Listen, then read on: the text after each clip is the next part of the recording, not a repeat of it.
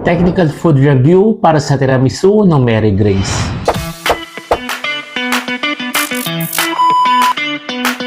Nabili ko yung tiramisu nila sa SM North Branch for 349 per slice. Each serving weighs approximately 183 grams. Although maliit siya, looks good and appetizing naman siyang tingnan. At ito ang layering niya. Merong sponge at mascarpone. At based on my observation, merong ganache in between sponge. And based also on my observation, hindi siya gumamit ng lady finger. Though konti lang yung mascarpone mixture sa gitna, generous amount naman sa taas.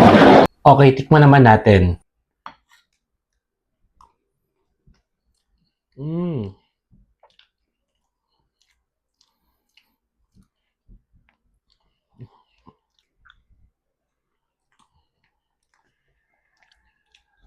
sarap nung nilagay niya na parang ganache or chocolate filling in between layers. Tapos nalalasama yung coffee liquor. I think kaluwa yung ginamit niya. Tapos yung mascarpone niya, yung cream, masarap din. Nag-well blend yung chocolate ganache, tapos cream, and then sponge na ginamit niya. I don't think gumamit siya lady's finger.